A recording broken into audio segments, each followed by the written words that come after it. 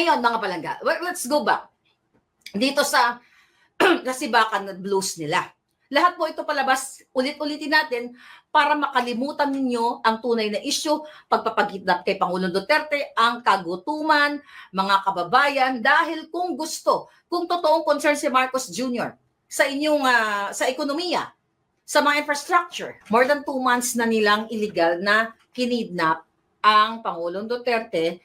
At ito ang nangidnap, paulit-ulitin natin, ay ang gobyerno ni Marcos Jr. at ang kanyang mga kasabwat. Alright? Sinabi ni Attorney Kaufman, mga kababayan, dun sa interview niya with SMNI and with Alvin, alright? Salamat naman at ang SMNI nandyan lagi, sa The Hague. At itong mga palangga natin, sila Alvin na mga independent, vlogger siya, naghatid sa atin ng information. O, kita nyo, ang mga mainstream media, wala na. Nilamo na sila ng what? Wala na silang correspondence doon. So takot ayaw na yata nilang gumasos. But anyway, so ayon kay Attorney Kaufman, mga kababayan, ang totoong umuusig, okay, kay Pangulong Duterte, okay, dito ay ang nasa Maynila. Yun ang sinabi niya, ay ang gobyerno ni Bangag Jr. According to Kaufman, sa ating pananalita ay siya talaga yung nagtapon o nagpagkanulo kay Pangulong Duterte sa The Hague. Alright? Ngayon, ang sabi pa ay ginamit niya ang Office of the Prosecutor, okay, sa The Hague, para sa kampanya noong nakaraang election. Ulit-ulitin natin, bago pa itong pinakidnap o pinagkanulo, sabi nga ni Attorney Vic Rodriguez, ay inalay, di ba, ipinagkanulo ni Marcos Jr. si Pangulong Duterte sa mga naglalaway na banyaga dahil sa kanyang pampolitikang interes, di ba? Ngayon, yan yung sinasabi ni Attorney Kaufman. Ngayon, mga palangga, at doon ay tinanong si Attorney Kaufman, si Mr. Kaufman tungkol sa sanction na ginawa ng gobyerno ng Amerika ni President Trump doon sa kanilang chief prosecutor na si Karim. Diba? Remember that? Inulat natin yan sa inyo nung nakaraan. So ngayon, sinabi niya na wala namang kinalaman yung pag-sanction at itong ginawa ni President Trump sa sitwasyon sa Pilipinas. 'Di ba? Kung ano man yung kinabubwisitan ng gobyerno ng Amerika ni President Trump dito sa ICC dahil nga dito sa issue ng Palestine. Okay, wala tayong kinalaman. Well, ang may kinalaman hindi para sa akin. Nakikita ninyo na ang may kinalaman talaga para ipagkanulo etong si Pangulong Duterte ay ang bangag-bangag na gobyerno. So kasi syempre, tinanong nila doon kung ano yung magiging impact nitong ginawa ni President Trump sa pag-sanction nga dito kay sa chief prosecutor. So pinapaliwanag ni Kaufman na walang walang kinalaman. So ngayon, mga kababayan, sinasabi talagang paulit-ulit not only Kaufman ng ating mga magagaling na abogado na talagang ang Pangulong Duterte ay talagang siya ay inalay. Alright? So, binanggit niya dun sa interview na mayroon daw isang American prosecutor at hindi niya pinangalanan ni Kaufman na yung direct na usapan o nakikipag-ugnayan between the defense, sila yon, 'di ba? At yung American lawyer na yon, at everyday doon sila nagko-communicate kung ano yung mga hakbang, 'di ba? Regarding sa appeal or petition. Ngayon, mga kababayan, maliwanag pa sa sikat ng araw na talagang ang eksena dito sa ICC, okay? Ito ay what? Ito ay talagang pinakidnap ang Pangulong Duterte. So natanong doon kung ano daw yung parang update or yung pag-take ng oath ni Pangulong Duterte as mayor ng Davao. So syempre, ang sinasabi niya doon parang hindi niya nasakop yon. It's about yung mga lawyers ni Pangulong Duterte sa Pilipinas. Ngayon, mga kapalangga, talagang in-emphasize ni Kaufman doon na talagang yung mga kondisyon para mapauwi na nga ang Pangulong Duterte mula sa ICC. At dapat talagang magkaroon talaga ng, ng diplomatic na pag-uusap para mapabilis ang pag-uwi ng Pangulong Duterte. At ipinakita ng taong bayan, lalo na sa Davao, na yung pagkapanalo ni Pangulong Duterte sa Davao ay isang talagang sampal sa feslak ng mga bangag na ang Pangulong Duterte ay talagang mahal na mahal ng mga Davaoenyo, not only Davaoenyo, ng mga Pilipino dahil sa ipinakita ninyong protest vote, not only in Davao, pero kasama yung mga Duterte 10, dahil alam nyo naman yan, na nanalo talaga yung Duterte 10 sa iba't ibang bahagi ng bansa. Lalo na, di ba, talagang ipinakita ng OFW yung kanilang protest vote, mga kababayan. So, doon ay tanong na, parang tinanong doon na, maaari bang, parang ang konteksto is, pwede bang sa pamamagitan ng, let's say, ng desisyon ni Bangag Jr., okay, na presidenteng Bangag, ay mapapabilis o mapapauwi ba ang Pangulong Duterte? Ang sabi dyan ni Kaufman, yes. Yes, di ba? So kitang-kita ninyo, dahil siya naman ang nagpa-kidnap niyan. Dahil 2023 pa lang, sinasabi ko na yun sa inyo.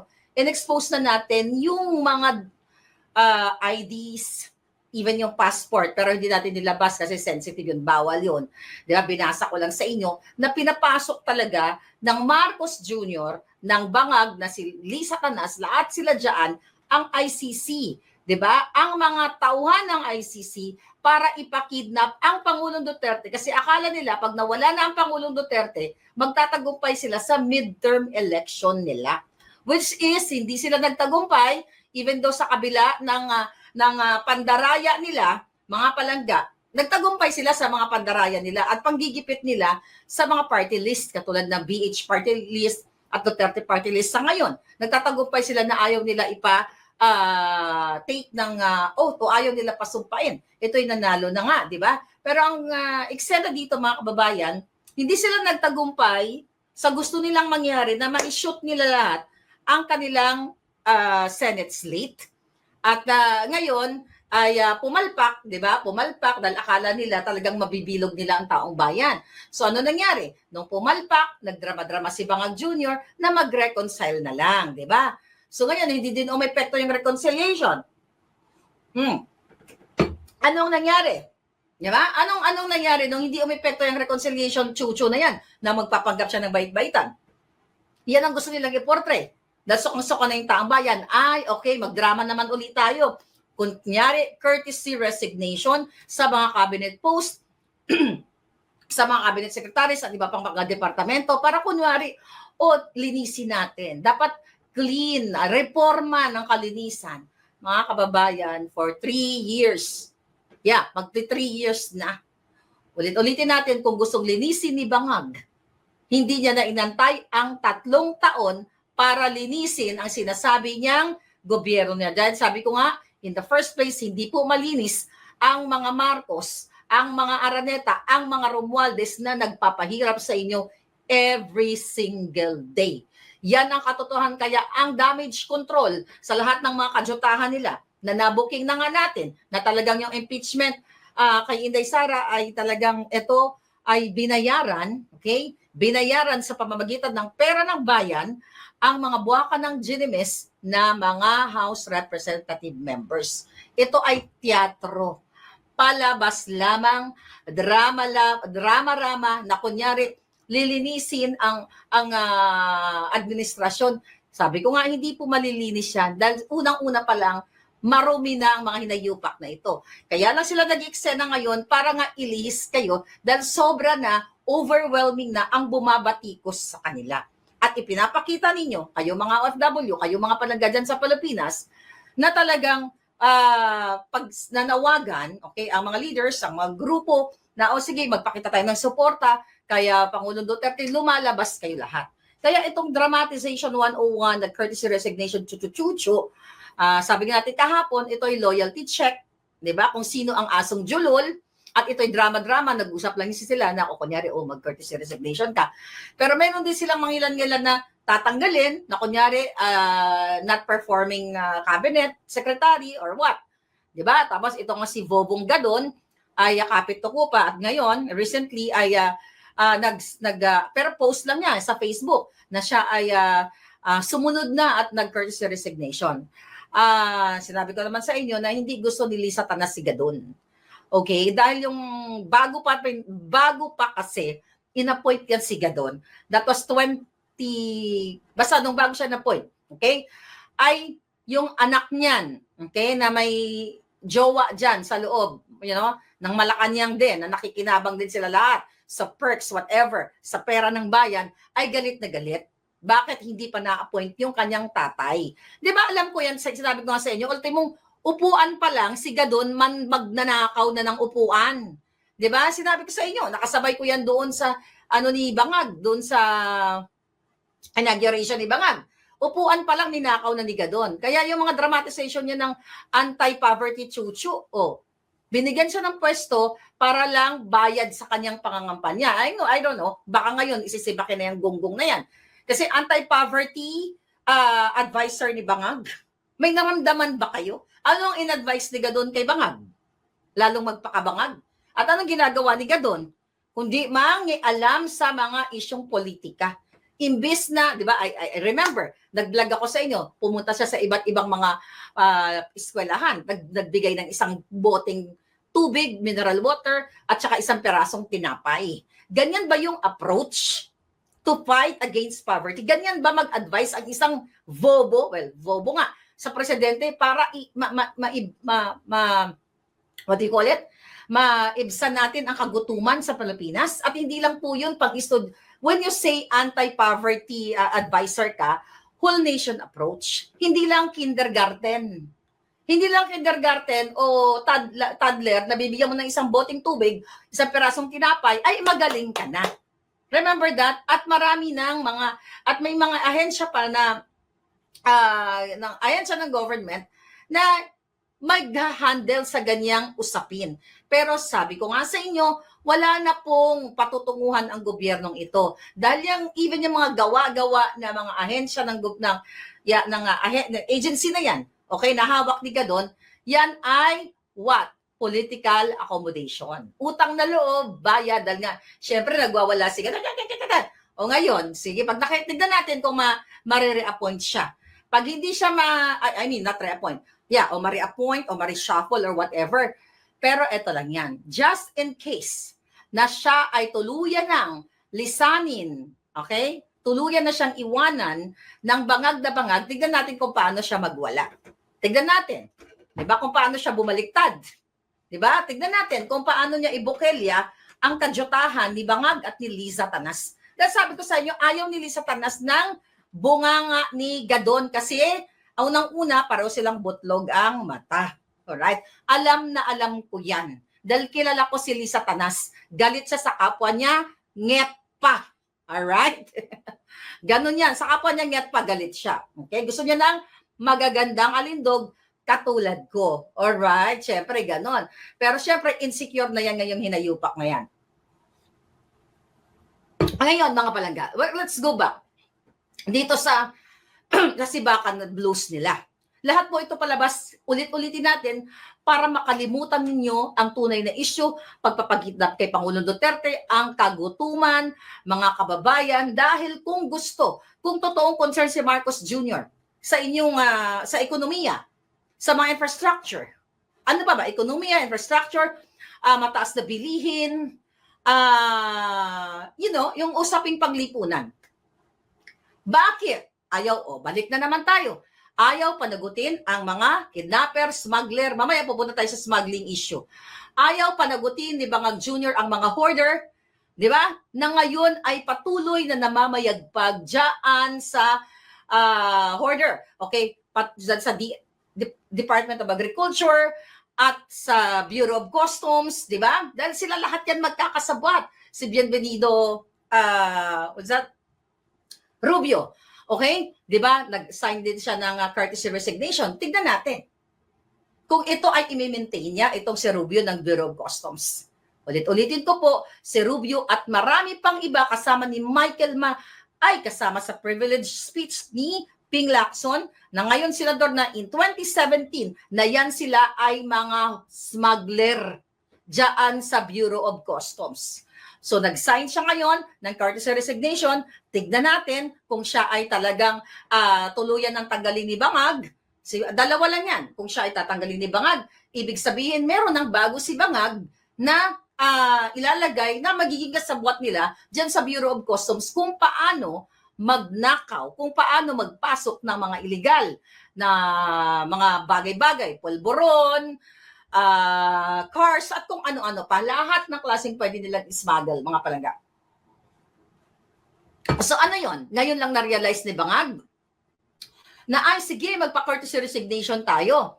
Kasi kailangan natin gumanda ang ekonomiya, tsa-tsa-tsa. Ngayon lang siya, ano yon? Talaga yung utak niya mabagal. Di ba? Kasi kung gusto niya ayusin ang ekonomiya, noon pa. But again, this is all drama-rama. Ito ay strategiya ng mga ngagva. Ito ay strategiya ng walang pagmamahal sa taong bayan. Ito ay drama-drama para i-cover up, para i-divert ang inyong isipan, okay, sa mga issue niya. Number one, yung pagiging addictus niya, pulboronic niya, na authenticated, di ba?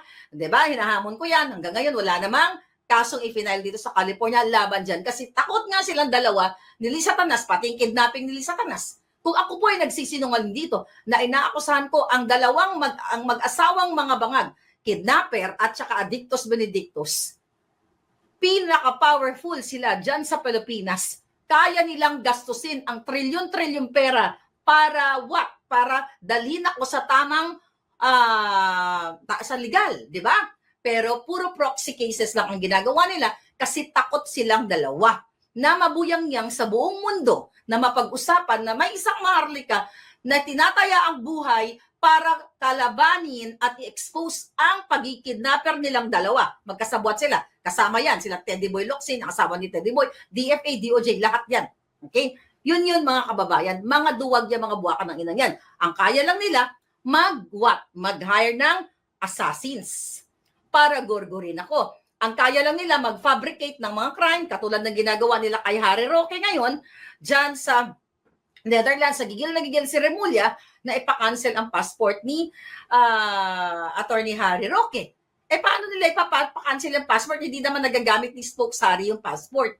Alam nyo ba na hindi hawak ni Spokes Harry yung kanyang passport?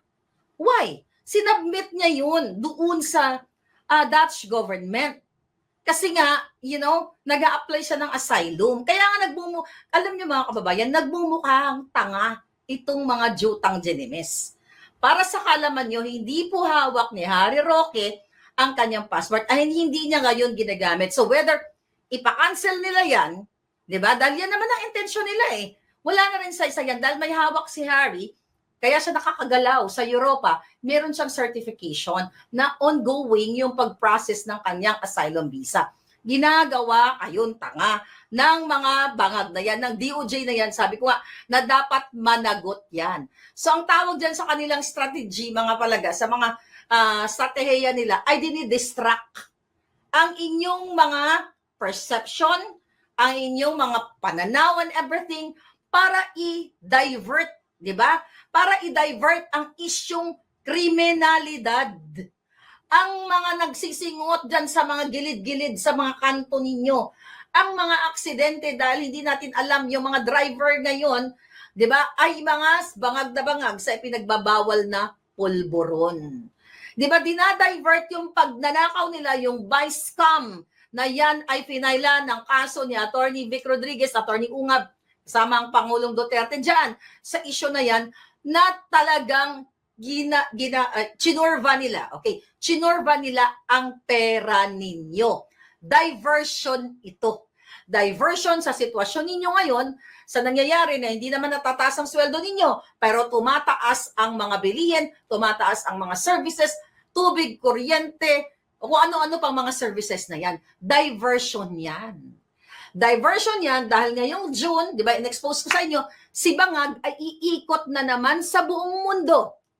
Kasi kayo di ba? Pero i-echo nyo yan. Pinakita ko na sa inyo yung dokumento.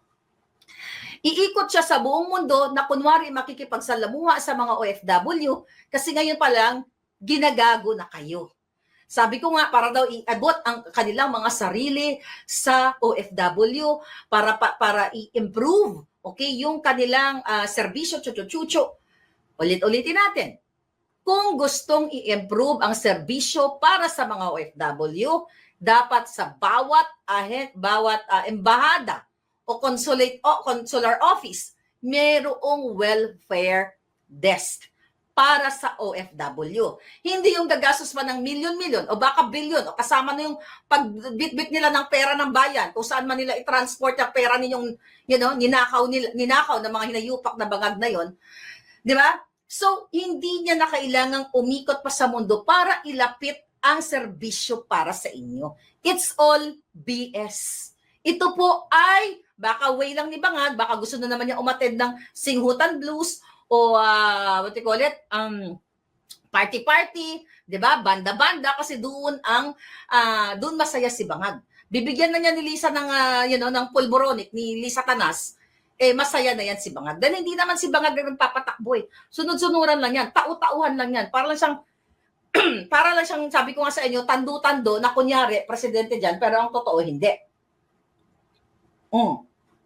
Kasi gusto nila, ngayon pa lang, yung plano nila, mga kababayan, dahil kitang-kita doon sa protest vote, okay, na talagang kayo ay naniniwala na si Bangag Jr. ay bangag. Di ba? Siyempre, kung ang majority ng tao ay hindi naniniwala na si Bangag ay bangag, dapat nakita natin sa eleksyon.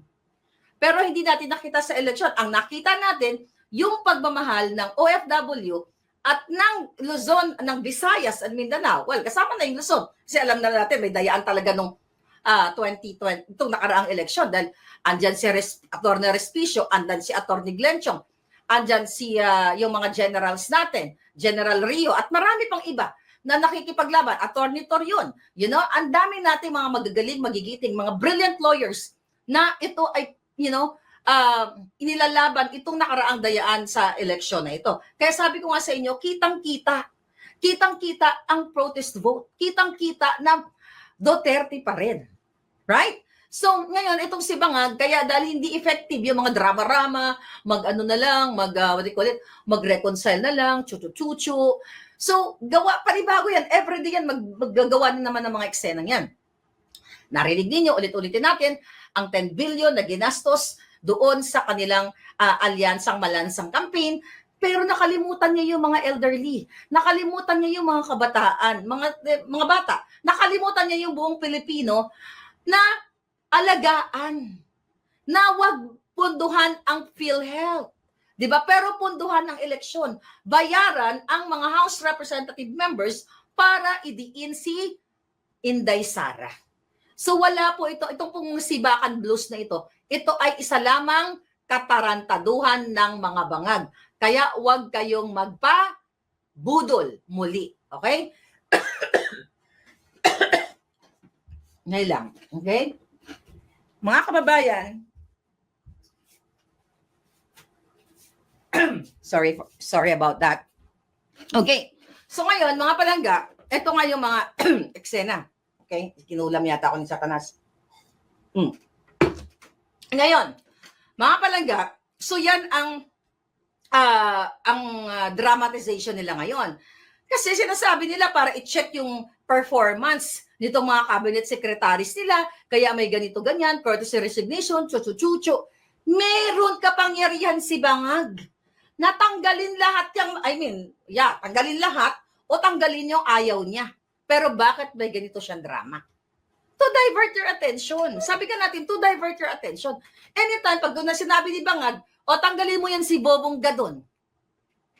Di ba? Hindi niya magawa yan. Kasi loyal sa kanya yan. So magbabacklash ngayon. Di ba? Baka si Gadon, ibumula ang bibig. Right? Pwede niyan tanggalin si Loizaga, Yulo. ng Department of Energy. Kasi yun, ano daw, tawag dito, low performance daw, kaya tinanggal, pagpapahinga na lang muna, pero anytime, pwede naman daw bumalik, Pwede niyang tanggalin yan. Mga kababayan, pwedeng tanggalin. Yes, more water. Thank you, Abby Loret. So ngayon, pwede niyang tanggalin yan, mga palangga. Kaya yung courtesy resignation narrative ni Bangag, sabi ko nga sa inyo, lahat yan kadyotahan. Lahat yan. Lahat yan palusot. Lahat yan dahil kitang-kita, di ba? Pa-cute-cute ni Bangag. Di ba? Kung siya ay merong, katulad ni Pangulong Duterte. May mga tinanggal si Pangulong Duterte. Wala siyang pakialam kung kaibigan niya, kaklase niya, and everything, di ba? Tinanggal niya. Hindi siya nagpa-cute-cute. Hindi nagpa-cute-cute ang Pangulong Duterte. Tinarget niya ang PNP, tinarget niya ang Bureau of Customs, tinarget niya ang DOJ, di ba? Harap-harapan. Kaya si Bangag Jr., pa-cute-cute na kunyari, paano natin, pa-courtesy resignation natin dyan, meron siyang power, ginagago kayo. Diba? Ginagago kayo. Kasi umuiwas siya na batuhin siya nitong mga pinagtatanggal niya. Diba? Para kunyari, palalabasin niya, sila naman ang kusang umalis eh. Diba? O nag-courtesy resignation naman sila, voluntary, jujujuju. So yan. Ulit-ulitin natin para what? Para kalimutan ninyo ang issue sa Pilipinas na wala namang ginawa si Bangag kundi ang mamulitika. Balikan natin si Acuzar. I think yung Acuzar ni-reshuffle. Ilagay daw doon as advisor sa Pasig River Chucho. Diba? Ano yung Acuzar na yan? Conflict of interest, ang kanyang posisyon, dahil ang negosyo niya ay about housing. Ang pangako sa inyo na 1 million houses every year. Nakalimutan nyo na naman. Alam talagang dapat sa inyo, may nagpapaalala. Diba? Ginagago kayo.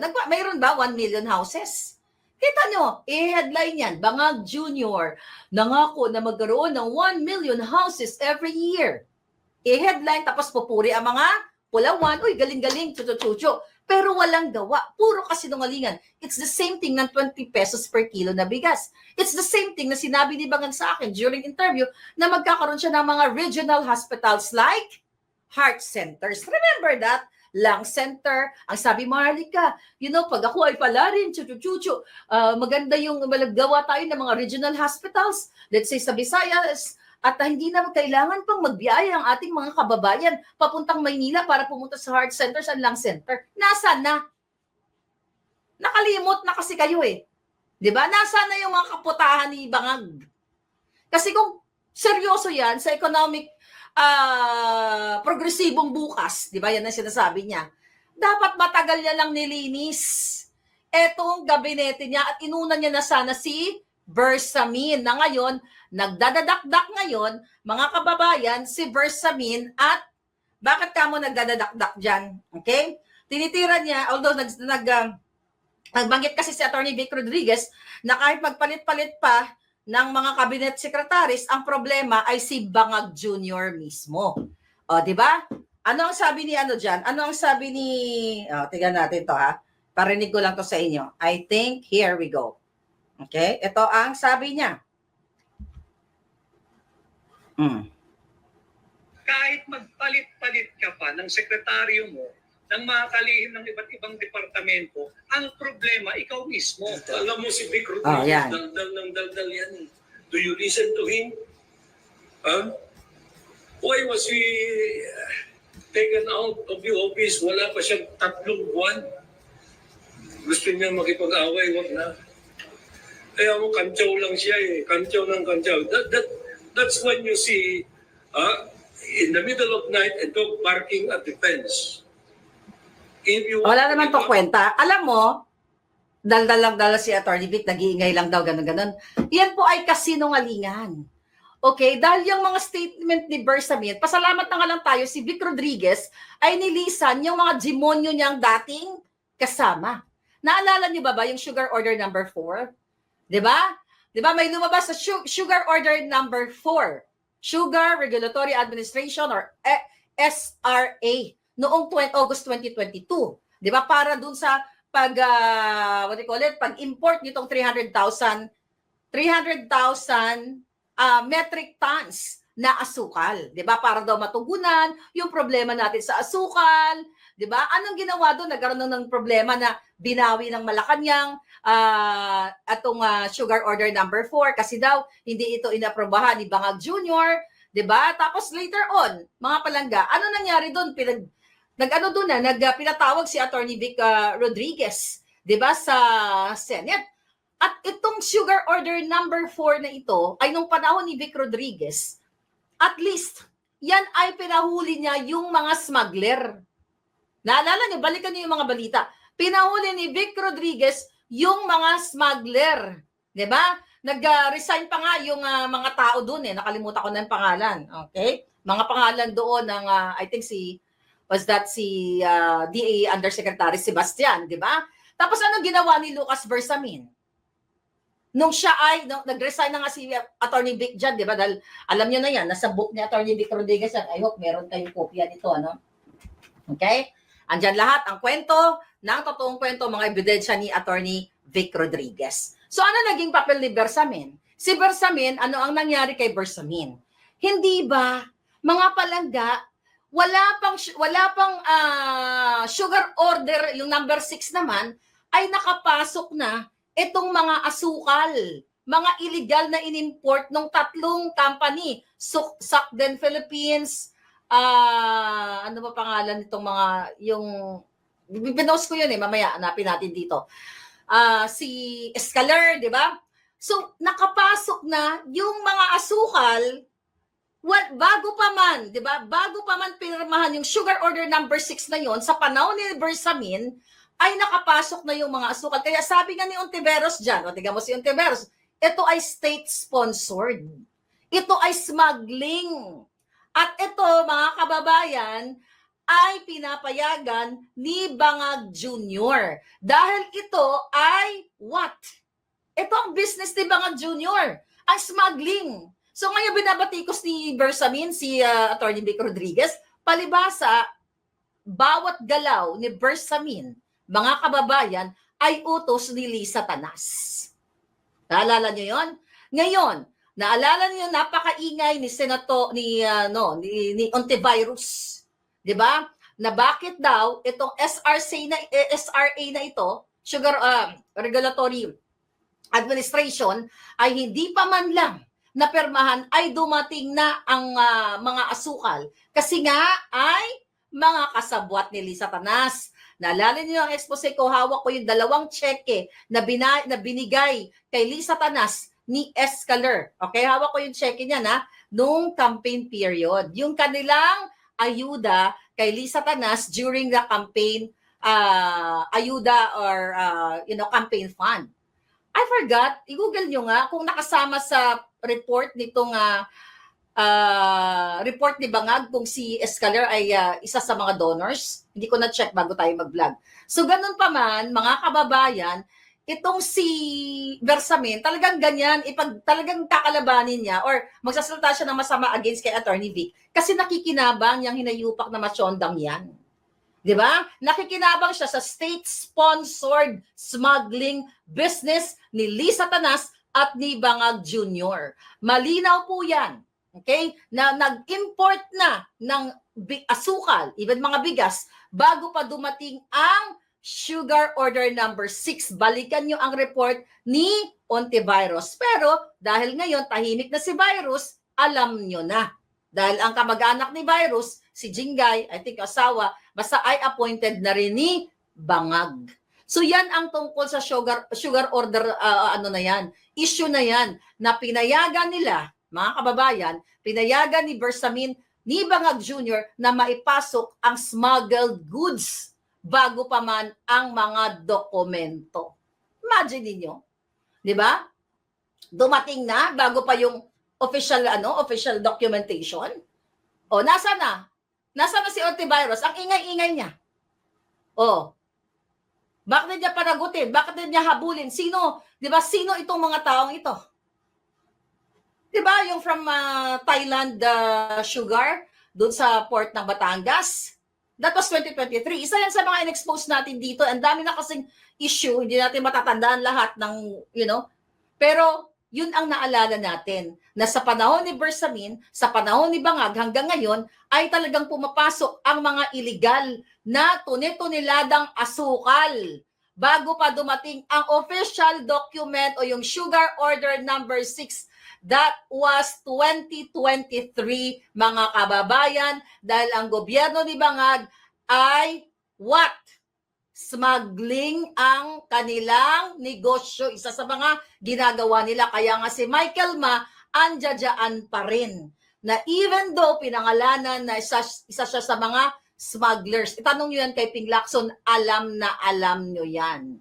Kaya nga, tumahimik na si Virus dito sa issue na ito. Natuwa na nga tayo dahil wow, at least si Virus ay talagang nagsasalita patungkol dito sa state-sponsored smuggling. Ayun, ang tawag dito, tingnan natin dito. Yeah, All Asian Trade, ito All Asian Trade, Edison Lee Marketing, okay? Yan yung mga companies, All Asian Trade, ayan, Edison Lee Marketing, tsaka Sakden Philippines. Yan yung tatlong yan. Pinakita na natin sa inyo dati yung mga key personalities dyan. Okay? Na si Bersamin, mga kababayan, at si Bangag ay magkasabwat dyan sa Sugar Order number 6 na yan. Ulit-ulitin natin na pinapasok nila ang smuggled goods without proper o without official documentation. So malinaw yan sa sikat ng araw na ginugoyo kayo, ginagago kayo ni Bersamin at ni Bangag. Diba? Kasi sabi niya dito, natin yung article dito. Yun na nga, nabanggit niya pala kanina, gusto daw ni Atty. Vic makipag-away, wala naman nakikipag-away, di ba? Hindi naman nakikipag-away si Atty. Vic, mga kababayan. Okay, sabi ni Gigi De Vega, Ontiveros as a hypocrite at NPA. Ayun na nga. Di ba, dapat nga matutuwa tayo kay Virus dahil since birth pa lang yan, anti-Marcos na yan. Pumupunta na yan sa kalsada, nagrarally na yan. Pero walang ginagawa ngayon kasi nga nakikinabang sila kay Bangag Jr. dahil ang Dilawan at Pulawan at ang NPA nagsasanib puwersa na. Kaya ulit-ulitin natin, mga kababayan, itong kadyutahan ni Bangag Jr., okay? Ito, anong sinasabi nito? Okay. Para daw gumanda ang ekonomiya, more tourism infra coming to attract more visitors. Really? Sabi niya, hindi lamang ito, ano ba yung sinasabi dito? President Marcos Bangag Jr. on Friday vowed to push for more tourism infrastructure projects in Pangasinan, such as the proposed Sky Garden project in Alaminos City, Sabi pa niya, hindi lamang itong Sky Garden, kung hindi marami pa tayong idagdag sa mga proyekto para yung bumisita sa Alaminos na 500,000, paabutin natin ng 1 milyon yan bago tayo matapos para gumanda ang ekonomiya. Lahat ito ay kadyutahan ni Bangag. Diba? Magkano na naman kaya ang kanilang kinobra doon? Okay? Magkano ang kinobra ni Bangag? Ilang milyon, ilang bilyon na naman ang kinobra ng mga walang hiyang ito. Recently, ano nangyari? Kung bakit wala na pong saysay ang batas sa Pilipinas, ang mamuno o mabuhay sa Pilipinas dahil sila magkakasabwat. Yung sinampa ni PRRD laban kay Abalos, kay Marbil, doon sa pagpasok nila o pag illegal na pagpasok doon, pag-target sa KOJC. Ibinasura ng DOJ. Anong i-expect nyo? Hawak nila ang batas, ang pang-aabuso sa batas. O, according sa report, ibinasura ng DOJ ang isinampang reklamo ni dating Pangulong Rodrigo Duterte laban kay na Abalos, kay Marbil at kaugnay daw dito sa pagsilbi ng arrest warrant laban kay Pastor Kibuloy, so diba santo, kasi binasura. Mga kababayan, ang sabi sa resolution, the law requires evidence of individual culpability of specific intentional acts that constitute the offense. Hindi niyo pa ba nakita, mga kababayan, yung ginawa sa KOJC? Yung akala mo, bata-batalyon. Hindi akala mo, bata-batalyon ang ginawa nila paglusob doon sa KOJC at sinasabi ni Bangag Jr. ni isang baril walang bit-bit o walang dala ang mga pulis. Pagdating sa mga pulburon lord, Hindi nila, what? Hindi nila pinapanagot. Pagdating sa mga smuggler, ina-appoint nila. Andyan si Rubio sa Bureau of Customs. Pagdating dito sa mga fellowship members, akala mo makikipaglaban sila sa bang-bang-bang. Tugisan talaga sila. Ngayon, ibinasura nila. What do you expect sa Bangag Junior na ito? Kaya sabi ko nga sa inyo mga kababayan, ito ay isa lamang what? Pagda-divert. Katulad ng kaso ngayon ni Arnel Ignacio. I'm glad nagsalita si Arnel Ignacio na nagulat daw siya na may gantong lumabas na 1.4 billion na property na di umano ay maanumalya. So ipinaliwanag niya sa kanyang press conference na ito ay 2018 pa lang, alam na even ng mga kasamahan niya dyan sa Department of Migrant Workers. At ito ay legal na pinroseso. At hindi naman niya lupa ito at hindi naman siya nakinabang dito. Nagulat siya, sabi niya, he parted ways naman daw na maayos dito sa gobyernong ni Bangag. Diba? Tapos bigla nilang may lumabas na mga issue na siya ay nasasangkot dito sa anomalyang property na 1.4 billion na ito. Diba? Kaya tama yung sinasabi natin na hindi natin hinusgahan si Arnel Ignacio. Kung ako sa'yo, Arnel, itodo-todo mo na yang iyong pagbukelya. At yun nga mga kababayan, anong masasabi niyo sa balitang ito? Maaring ihayag ang inyong opinyon at kuro-kuro sa comment section sa ibaba. Huwag din kalimutang mag-like, mag-subscribe at mag-share sa bidyong ito. Maraming salamat sa panonood.